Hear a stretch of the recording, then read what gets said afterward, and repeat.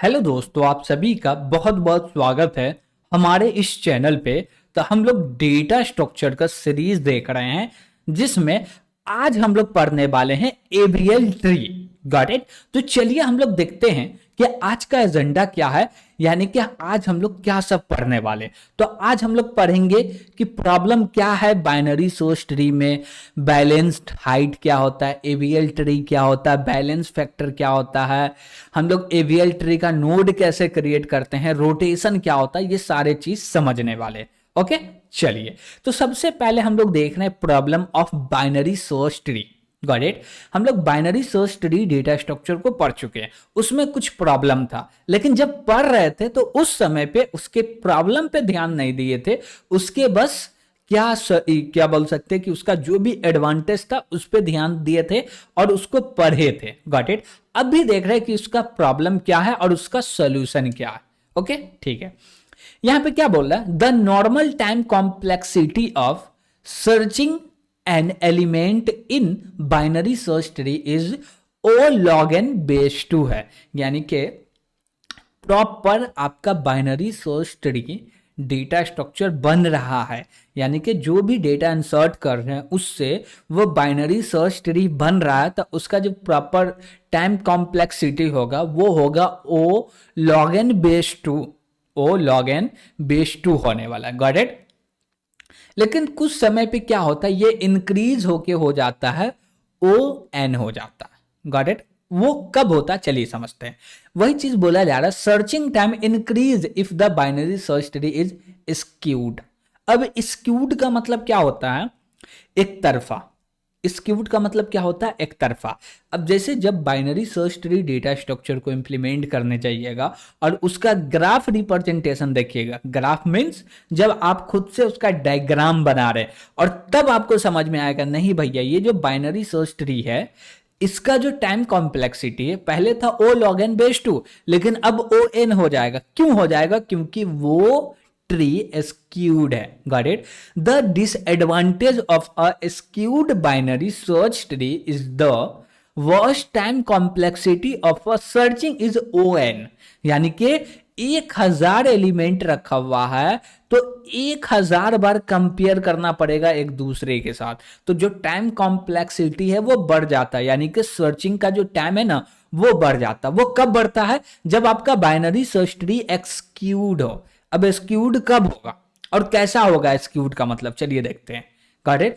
अब जैसे देखिए ये हमारे पास एक डेटा आया, अब इसका हम लोग क्या करते हैं, ग्राफिकल रिप्रेजेंटेशन देखते हैं, यानी कि ग्राफ बना के समझते हैं कि ये एक्चुअली डेटा स्टोर कैसे होगा। तो सबसे पहले हमारे पास आया 50, तो हम लोग बोले ये मेरा 50 इसको रख लो। अब आया 40, तो 40 कौन से प्लेस पे जाएगा, तो आप क्या बोलिएगा, बाइनरी सर्च ट्री जो डेटा स्ट्रक्चर है उसका रूल है डेटा को स्टोर करने का। क्या रूल है भैया, तो वो बोलता है क्या कि जो भी डेटा आ रहा है वो डेटा रूट नोड से छोटा है तो लेफ्ट सब ट्री में जाएगा और बड़ा है तो राइट सब ट्री में जाएगा। अभी क्या मिल रहा, छोटा मिल रहा था, ये किधर आएगा, लेफ्ट सब ट्री में। अब इधर आया, अब क्या है भैया 40 है, ले लिए। अब 40 के बाद क्या कौन सा डेटा मिला, देखिए हम लोग 50 ले लिए, 40 ले लिए, अब हमको 30 मिला। 30 भी किधर जाएगा, लेफ्ट में जाएगा, क्यों 40 से छोटा है तो 30 आ गया। उसके बाद क्या मिल रहा है, 15 मिल रहा है, ये भी किधर जाएगा, लेफ्ट में ही जाएगा, सॉरी ये 15 है। ओके, ठीक है। उसके बाद हम लोग ले लिए 10, ये भी किधर जा रहा है, लेफ्ट ही में जा रहा। तो ये जो मेरा ट्री का रिप्रेजेंटेशन देख रहे तब हमको समझ में आ रहा है भैया ये स्क्यूड हो गया, यानी कि एक तरफा हो गया, दोनों तरफ बराबर नहीं है। Got it. Binary search tree को हम लोग क्या एज्यूम करते हैं कि भैया इधर भी नोड होगा, इधर भी नोड होगा, इधर भी नोड होगा, ऐसी तो एज्यूम करते हैं। तब तो वो डिवाइड हो जाता है, 1000 एलिमेंट है तो भैया हम 10 डेटा रखे, क्या बोलते हैं 1000 एलिमेंट है तो जब सर्च करते हैं तो पहला सर्च में 1000 डेटा में से 500 डेटा छट जाता, ये एक नोड के वजह से। क्यों, क्योंकि 500 डेटा इधर भी स्टोर रहता, 500 डेटा इधर भी स्टोर रहता। ऐसा होता कब, जब वो प्रॉपर बाइनरी सर्च ट्री रहता है। तो अब ये बाइनरी सर्च ट्री तो है लेकिन ये स्क्यूड हो गया।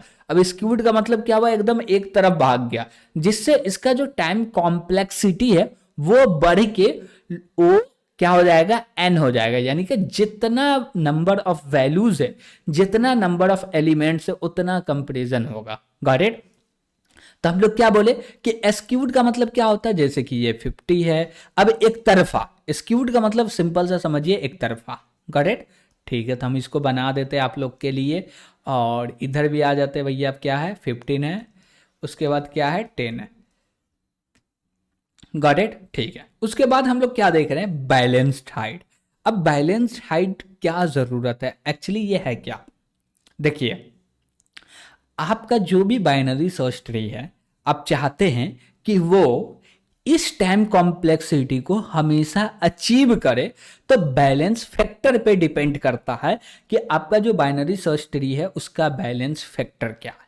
Got it? उसका हाइट क्या, हाइट एक्चुअल सेम है, यानी कि जो होना चाहिए बाइनरी सर्च ट्री का हाइट वही है, तब तो ठीक है। लेकिन हाइट में थोड़ा सा भी गड़बड़ी है, बैलेंस्ड हाइट वाला आपका ट्री नहीं रहा, तब तो भैया ये जो टाइम कॉम्प्लेक्सिटी है ये अचीव नहीं कर पाएगा। जैसे कि बोला जा रहा है, there is a need to maintain the binary search tree of balanced height, यानी कि जो भी मेरा binary search tree data structure है इसके बैलेंस्ड हाइट को मेंटेन करने की जरूरत है हमको, ताकि हम वर्स्ट केस में ये टाइम कॉम्प्लेक्सिटी को अचीव कर सके। अब बोलिएगा बैलेंस्ड हाइट क्या होता है वो भी समझेंगे। उसके बाद क्या बोल रहा है, so that it is possible to obtain for the searching option a time complexity of O log n base 2 in the worst case. आप किसी भी बाइनरी सर्च ट्री का हाइट जो है उसको बैलेंस्ड रखते हैं, क्या रखते हैं, बैलेंस्ड रखते हैं, तो उसका जो सर्चिंग का टाइम कॉम्प्लेक्सिटी है हमेशा यही रहेगा। और बैलेंस्ड नहीं है तो वो लॉग एन से वो ओ एन हो जाएगा। Got it? ओ एन का मतलब होता है जितना नंबर ऑफ डेटा उतना ही समय लगेगा। Got it?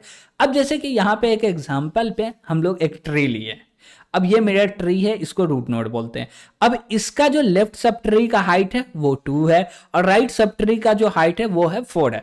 तो ये बैलेंस्ड कहलाएगा क्या? नहीं, ये बैलेंस्ड नहीं कहलाएगा। तो भैया बैलेंस्ड होने का क्या तरीका, क्या रूल है, चलिए उसको समझते हैं। ओके, तो हम बोले क्या कि बैलेंस्ड होने का जो रूल है ना वो बोलता है क्या कि ये मेरा नोड है। ओके, तो हम लोग एक नोड बोले क्या कि ये मेरा नोड है, तो इधर का जो हाइट होगा, जो कि हम ये पूरे को हाइट बोल दिया, और इधर का जो मेरा हाइट होगा, दोनों तरफ का जो हाइट है ना वो बैलेंस्ड होना चाहिए। हम कब मानेंगे बैलेंस्ड है, तो हम बोलेंगे क्या कि जो मेरा हाइट है ना वो क्या होना चाहिए, बराबर होना चाहिए, या एक बड़ा या एक छोटा होना चाहिए। बात समझ पा रहे? नहीं, हम बोले क्या कि इधर का हाइट 2 है तो इधर का हाइट 2 होना चाहिए या 3 होना चाहिए। अब 3 से ज्यादा है तब तो बैलेंस नहीं है, लेकिन 3 है तो बैलेंस्ड है। Got it? 2 है तो बैलेंस्ड है, 1 है तो बैलेंस्ड है। लेकिन ये जो मेरा वैल्यू होगा 2 वैल्यू है, तो इससे एक कम हो सकता है, एक ज्यादा हो सकता है, और बराबर हो सकता है, उसी को बोलेंगे balanced height tree. Got it? ठीक है, अब उसके बाद देख रहे हैं कि एबीएल ट्री क्या होता। अब ये जो मेरा एबीएल ट्री है ना ये बहुत ही पॉपुलर बैलेंस्ड ट्री के नाम से जाना जाता। अब इसको पढ़ते हैं तो ये बोलता है क्या, one of the popular balanced tree was introduced by AVL, यानी कि तीनों में से एक एक लेटर को ले लिए, उसी को बोलते हैं क्या, एवीएल ट्री। यानी कि व्यक्ति थे, 2 व्यक्ति थे जिनके नाम से ये एवीएल ट्री को जाना जाता। Got it? और वो दोनों व्यक्ति मिलके इस सेल्फ बैलेंसिंग ट्री को इंप्लीमेंट किए थे। वो कौन व्यक्ति थे भैया, देख सकते हैं आपके सामने में लिखा है। ओके, तो कमेंट करके जरूर बताइएगा कि वो 2 व्यक्ति कौन थे।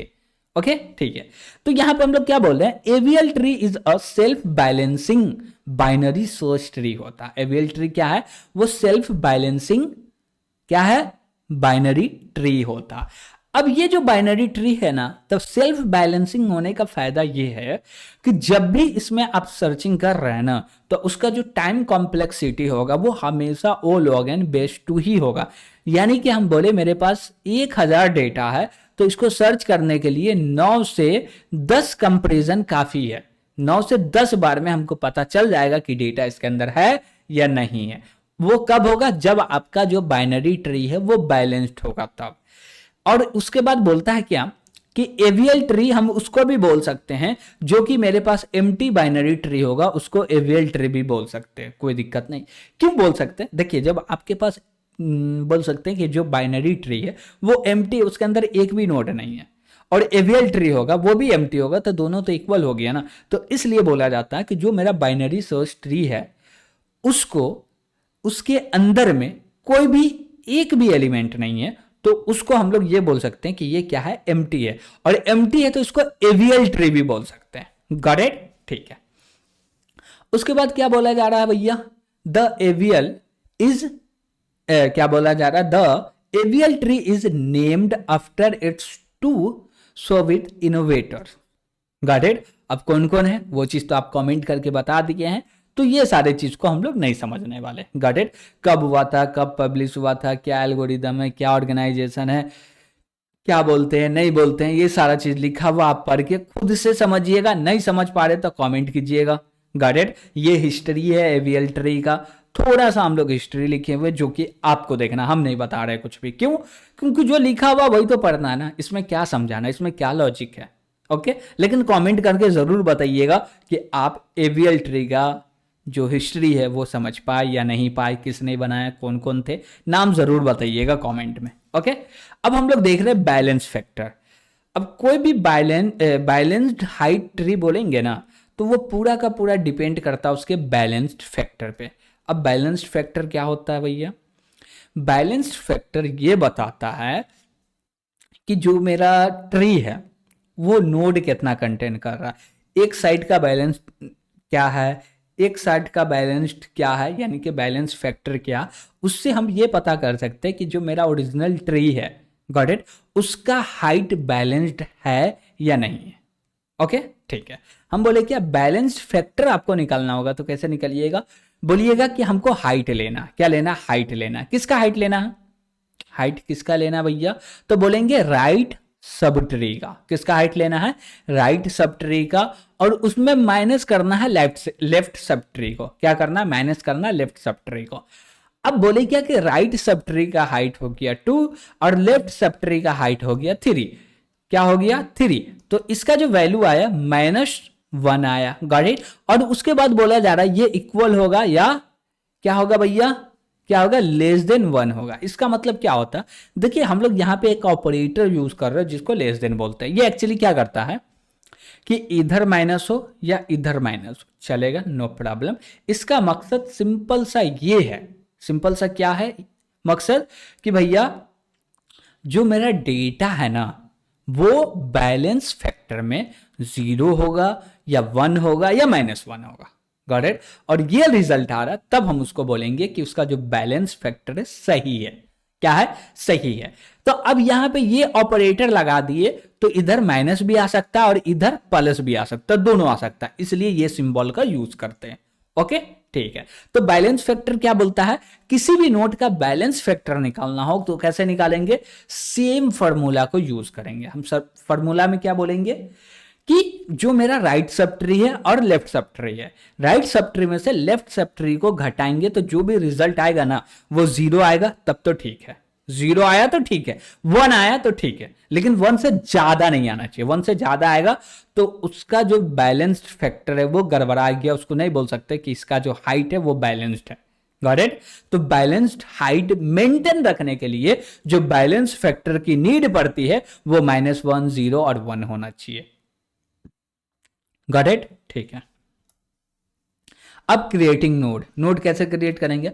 सिंपल है, नोड के अंदर में और एक वेरिएबल क्रिएट हो जाएगा जिसका नाम रहेगा हाइट, जो कि हाइट को कंटेन करेगा, यानी कि बैलेंस फैक्टर को क्या बोलते हैं, कंटेन करेगा।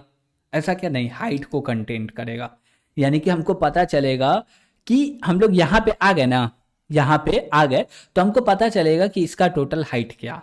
अब कैसे पता करेंगे? तो हमारे पास फॉर्मूला बोले हाइट लेफ्ट और हाइट राइट। Got it? और दोनों में से जो भी बड़का है उसमें +1 कर दो तो हमको क्या निकल के आ गया? मेरा क्या निकल के आ गया? हाइट निकल के आ गया कि एक्चुअल जो मेरा ट्री है उसका हाइट क्या। आपको किसी भी ट्री का एक्चुअल हाइट पता करना हो तो कैसे कीजिएगा? बोलिएगा क्या कि जो मेरा रूट नोड है उसके लेफ्ट सब ट्री और राइट सब ट्री का हाइट क्या है। जो भी दोनों में से बड़ा हाइट है ना उसको लो और उसमें 1 से ऐड करो, यही जो है आपके ट्री का एक्चुअल हाइट है। Got it. अब हमको कोई भी नोड का हाइट कैलकुलेट करना होगा। देखिए हम लोग सब ट्री का बात बोल रहे हैं, तो यहां पे नोड होगा तो ये भी एक प्रकार का सब ट्री हुआ, इसका भी लेफ्ट होगा इसका भी राइट होगा। तो ये जो इसके अंदर में एक वेरिएबल होगा जिसका नाम है हाइट है, वो कंटेन करके रखेगा कि इसका एक्चुअल हाइट क्या है। Got it. यहां पे नोड है तो वो भी कंटेन करके रखेगा कि भैया हाइट 0 है, 1 है, 2 है, 3 है, जो भी हो वो क्या करेगा, क्या करेगा भैया, कैलकुलेट करके रखेगा कि मेरा एक्चुअल हाइट क्या है। ओके, तो नोड कैसे क्रिएट करते हैं वो चीज समझ में आया, ठीक है। उसके बाद मेन चीज जो है ना रोटेशन है। क्या है मेन चीज? रोटेशन। ऐसा क्यों? जब भी आप इंसर्ट करते हैं ना तो हर बार आपको बैलेंस फैक्टर चेक करना पड़ता। जैसे इंसर्ट किए बैलेंस फैक्टर चेक किए, और बैलेंस फैक्टर को चेक करते वक्त देखते हैं कि बैलेंस फैक्टर बिगड़ तो नहीं ना रहा, और बिगड़ रहा तो सेल्फ रोटेशन लगा दो, सेल्फ रोटेशन चलेगा और उस बैलेंस फैक्टर को सुधार देगा। Got it. तो हमारे पास 4 रोटेशन आते हैं, एक को बोलते हैं एल रोटेशन, दूसरा को बोलते हैं आर रोटेशन, तीसरा क्या है एल रोटेशन, चौथा क्या है आर एल रोटेशन। इसको बोलते हैं सिंगल रोटेशन, इसको बोलते हैं डबल रोटेशन। Got it. यानी कि इधर गए फिर इधर गए, और इसमें क्या होता नहीं भैया एक ही तरफ जा रहे हैं, यानी कि सिंगल रोटेशन। ओके ठीक है। अब हमको कोई भी डेटा को रोटेट करना होगा, कैसे करेंगे? बैलेंस फैक्टर को 0 रखना पड़ेगा, तो कैसे करेंगे चलिए एक एग्जांपल से समझते हैं। सबसे पहले हम लोग क्या ऐड किए? 50 ऐड किए, तो इसका बैलेंस फैक्टर क्या है भैया? 0 है। Got it. उसके बाद 30 आया, 30 आएगा तो भैया binary search tree data structure है तो रूल बोलता है इसके लेफ्ट में जाएगा, तो इसका बैलेंस फैक्टर क्या हुआ? 1 हुआ। इसका क्या हुआ? 0। अभी तक कोई दिक्कत नहीं है। Got it. बैलेंस फैक्टर 1 होगा, 0 होगा, -1 होगा, चलेगा, इससे ज्यादा नहीं होना चाहिए। उसके बाद क्या बोले? अब 60 को ऐड कर रहे हैं, तो इसका बैलेंस फैक्टर क्या है? 0 है क्या? नहीं, इसका बैलेंस फैक्टर क्या होगा? 0 ही होगा भैया ना, ये है, इन दोनों को क्या करेंगे? घटाएंगे, तो इसका बैलेंस फैक्टर क्या होगा? 0। इसका क्या है? 0। इसका क्या है? 0। अब जैसे ही यहां पे आए तो अब बोले क्या कि 80 स्टोर हो रहा है, इसका बैलेंस फैक्टर क्या है? 0 है। इसका बैलेंस फैक्टर क्या होगा? हमको रिकैलकुलेट करना होगा, हर बार रिकैलकुलेट कर रहे हैं, इस बार भी करेंगे। हम बोले क्या कि इधर हो गया 1 नोड, माइनस करो, इधर क्या हो गया? 2 नोड, क्या हो गया? 2 नोड हो गया। अब इसको माइनस करेंगे तो क्या रिजल्ट आएगा? रिजल्ट क्या आएगा? इक्वल टू -1 आएगा। तो इसका जो बैलेंस फैक्टर हुआ -1 हुआ, इसका क्या होगा? बैलेंस फैक्टर 0 में से 1 जाएगा तो -1 बोल दीजिए, और इसका क्या होगा? बैलेंस फैक्टर 1 होगा। Got it. अभी तक तो ठीक चल रहा है, नो प्रॉब्लम। अभी कहां तक ऐड किया भैया? 80 तक ऐड किया। अब 105 ऐड करते हैं, वो किधर जाएगा भैया? तो भैया यहां से आएंगे, फिर यहां आएंगे, यहां आएंगे, फिर यहीं पे आ रहा, यहाँ पे 105 आ गया। ओके। अब यहाँ पे जैसे ही ऐड कर दिए हम लोग, इंसर्ट कर दिए डेटा को, तो फिर से रिकैलकुलेट करेंगे बैलेंस फैक्टर। हम बोलेंगे क्या कि इसका बैलेंस फैक्टर रिकैलकुलेट होगा? नहीं, तो किधर होगा? जिधर इंसर्शन हुआ ना उसी के इधर, और उसका पूरे के पूरे चाइल्ड से लेके एकदम पूर्वज तक क्या होगा भैया? रिकैलकुलेट होगा बैलेंस फैक्टर। ओके। अब बोले क्या कि इसका बैलेंस फैक्टर क्या है? चलिए कैलकुलेट करते हैं। तो हम बोले क्या, इधर है 1, तो यहां पे 1 लिए, माइनस करो, इधर कितना नोड है भैया? इधर कितना नोड है? 1 2 3 नोड है। कितना नोड है? 3 नोड है। ऐसा क्या? नहीं, 2 नोड है। यस यस, 3 नोड है या 2 नोड है? तो आप बोलिएगा 3 नोड है। एक ये हुआ, एक ये हुआ, एक ये हुआ। अब 3 नोड है तो यहां से माइनस कर रहे हैं 3, तो इसका रिजल्ट क्या हुआ? -2। अब यहां पे आ गया -2, क्या आ गया? -2। अब इसका बैलेंस फैक्टर बोलिए, तो इसका बैलेंस फैक्टर क्या होगा? इधर कुछ भी है नहीं है, तो इधर 0, 0 में से 2 करेंगे तो फिर -2 आ जाएगा। ठीक है। इसका बैलेंस फैक्टर क्या है? -1 है। इसका क्या है? 0 है। अब देखिए जैसे ही आपके ट्री में जो बैलेंस फैक्टर होता है ना वो -1 है या 1 है या 0, तब तक ठीक है। लेकिन इससे ज्यादा या इससे कम हो रहा, यानी कि माइनस में जा रहा है, 1 से और भी माइनस में जा रहा है, या 1 से प्लस में और जा रहा, तो बैलेंस फैक्टर हो गया बिगड़। और जैसे ही बिगड़ गया तो आपको क्या करना है? रोटेशन करना। रोटेशन कैसे होगा भैया? तो यहां पे कौन सा रोटेशन लगेगा? यहां पे कौन सा रोटेशन लगेगा भैया? हम लोग तो 4 रोटेशन देखे। तो देखिए हम लोग डेटा को किधर शिफ्ट करेंगे? डेटा मेरा बैलेंस फैक्टर जो बिगड़ा किधर का? इसका बिगड़ा, इसका बिगड़ा, तो ये किधर जाएगा? एक ही तरफ जाएगा। ठीक है। तो इसमें डबल रोटेशन लगेगा, सिंगल रोटेशन लगेगा? तो यहां पे सिंगल रोटेशन लगेगा। Got it. जैसे कि यहां पे आए, अब बोले क्या कि हम लोग पूरा का पूरा फिर से लिखते हैं, यानी कि ये वाला चीज़ लिखते हैं। तो हम बोले क्या कि पहले तो मेरे पास हो गया 50, ठीक है, उसके बाद इधर आ गया 30, ठीक है, या हम लोग सीधे इसको क्या बोलते हैं बैलेंस रोटेट करके देख लेते हैं। अब रोटेट करेंगे तो क्या होगा मालूम है, ये जो रोटेट होगा ऐसे होगा, कैसे होगा, ऐसे होगा। तो 50 नीचे आ जाएगा, 50 क्या हो जाएगा, नीचे आ जाएगा, 60 ऊपर चला जाएगा, 60 ऊपर जाएगा, तो 50 क्या होगा, 60 के लेफ्ट में जाएगा। 30 कहाँ जाएगा भैया, 50 के लेफ्ट में है तो लेफ्ट ही में जाएगा। तो इसका जब रोटेशन करेंगे तो क्या रोटेशन में आउटपुट आएगा, चलिए देखते हैं। हम बोले क्या 60 ऊपर आएगा तो यहां पे आ गया 60, ओके। अब 50 नीचे आएगा तो यहां पे आ गया 50। अब इसी के इधर क्या जाएगा भैया, क्या जाएगा, 30 जाएगा, ओके, ठीक है। अब इधर क्या आने वाला, चलिए देखते हैं। तो 60 ऊपर गया तो यहां पे क्या आएगा, 80 आएगा, फिर क्या आएगा, 105 आएगा। चलिए तो हम बोले क्या कि यहाँ पे 80 आ गया और यहाँ पे 105 आ गया, ओके, ठीक है। अब फिर से रिकैलकुलेट कीजिए बैलेंस फैक्टर। इसका बैलेंस फैक्टर क्या है भैया, अब देखिए सबसे पहले इस नोट का कैलकुलेट करना है, क्योंकि अब इधर भी बिग रहा है इधर भी बिग रहा है, दोनों तरफ का रिकैलकुलेट होगा बैलेंस फैक्टर, ओके। तो बोले इधर भी 2 एलिमेंट इधर भी 2 एलिमेंट, यानी कि इसका बैलेंस फैक्टर हो गया 0, गॉट इट, ठीक है। अब बड़े इसका बैलेंस फैक्टर क्या होगा, इधर है 1 इधर है 0 तो इसका हो गया 1, इसका क्या होगा 0। अब इसका क्या बैलेंस फैक्टर होगा भैया, इसका बैलेंस फैक्टर क्या होगा, तो बोलेंगे इधर एलिमेंट है नहीं है, तो इधर नहीं है तो 0, इधर है तो इधर हो जाएगा -1, इसका क्या हो जाएगा 0। तो अभी तक ठीक चल रहा, हाँ ठीक चल रहा, तो यहां तक कोई दिक्कत नहीं है, मेरा रोटेशन कंप्लीट हुआ, सेल्फ हो गया। अब मान लीजिए इसको कोई चेक करेगा, 50 से जिसका भी कम आएगा वो इधर आ जाएगा, 60 से जिसका भी कम रहेगा वो लेफ्ट में आ जाएगा, ज्यादा होगा राइट में आ जाएगा, गॉट इट। तो ये क्या हुआ, हम लोग कैलकुलेट कर लिए बैलेंस फैक्टर को। तो बैलेंस फैक्टर को कैलकुलेट करके रोटेशन करना हो तो कैसे करेंगे रोटेशन, वो चीज को हम लोग देखें। और यहां तक आपको कोई भी दिक्कत लग रहा होगा तो कमेंट के माध्यम से जरूर पूछिएगा, गॉट इट।